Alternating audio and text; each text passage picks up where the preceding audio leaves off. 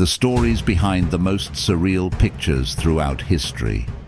Christian Slater, Tom Cruise, Kirsten Dunst, Antonio Banderas and Brad Pitt at the premiere of the film Interview with the Vampire in 1994. Interview with the Vampire became a hit in 1994, and it showcased Brad Pitt and Tom Cruise, two 90s heartthrobs. The film also had Kirsten Dunst, who gained widespread fame after her portrayal of Claudia, the child vampire. She even bagged a Golden Globe nomination. The film premiered on November 11 at the Mann's Village Theatre in Westwood, California. It was a star-studded occasion attended by Nicole Kidman, Will Smith and Jodie Foster. Oprah Winfrey was there too, but just within 10 minutes of the flick starting, the TV maven left disgusted by all the gore and blood in it. The chief's daughter, Lotiquilla Tede from Pueblo, New Mexico in 1905. Carl Moon first learned the art of portraits when he was working at a photography studio. He worked for Fred Harvey and Henry E.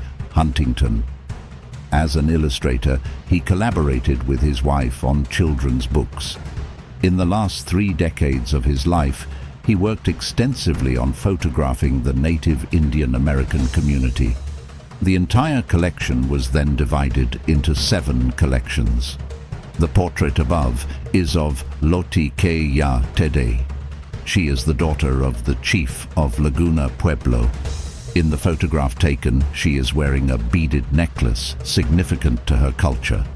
The complete photo also has her wearing a belt around her waist. Besides photographing the community, Moon also made oil paintings of them. Marlene Dietrich, outside train station in Paris, with her husband in 1933. While Marlene Dietrich has had an incredible career as an actress, she is best known for her off-screen activities. Her philanthropy, androgynous style and high-profile relationships kept her constant stardom. The photo above has gone viral, claiming that the movie star was arrested for wearing pants. This story has been debunked. Dietrich was not in trouble, and the man on her left is not a police officer, but her husband, Rudolf Sieber. The press had gathered around the Morocco star after she arrived in Paris via train. Yes, her choice of pants was remarkable at that time, and it made headlines, but there was no arrest. The Elkorn Saloon in Montana in 1915.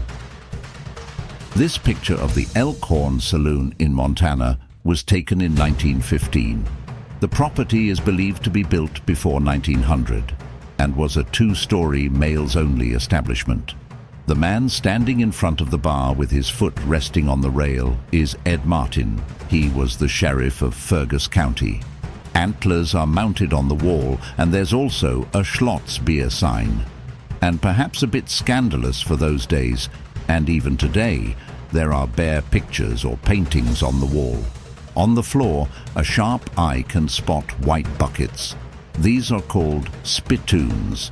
They were placed that men were supposed to spit tobacco in, people watching a Chicago Cubs baseball game in a tree. Outside Wrigley Field in 1932. It's good to see that sports fans have always been enthusiastic about their teams. This photograph shows fans of the Chicago Cubs who have climbed a tree to watch their favorite team play in the World Series. There were almost 1 million people in attendance at the stadium, so it's no wonder space ran short. The fans could not get a ticket or perhaps afford one, and hence had to get creative with their seating. In 1932, Chicago Cubs finished first in the National League. Their record was 90-64. They did not win the World Series that year. They lost to the New York Yankees in a 4-game sweep. Cliff House in San Francisco in 1907. The house in the picture is the second rendition of the Cliff House rebuilt by Adolf Sutro in 1896. It was a 7-story opulent Victorian structure that was built after 2 fires destroyed much of the original Cliff House. Unfortunately, the house seems to have a dark history with fire. Even the second incarnation of the house, pictured above, was burnt to the ground in 1907. The house was built for a third time in a neoclassical design in 1909. Cliff House has been featured throughout the years in various works of media. It is featured in the 1958 film The Lineup and the 1948 film Race Street, a rare photo of Gladys and Elvis Presley from the 40s. Who would have known that the child in the picture would become the king of rock and roll? Elvis Presley. He is pictured here with his mother Gladys Presley. He loved his mother dearly and referred to her as his best girl. He was with her when she passed away at 3 in the morning in 1958. He would fondly call her Satnin.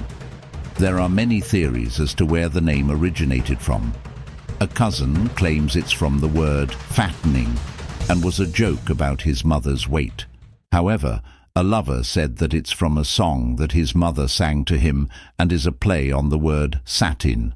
The stories behind the most surreal pictures throughout history.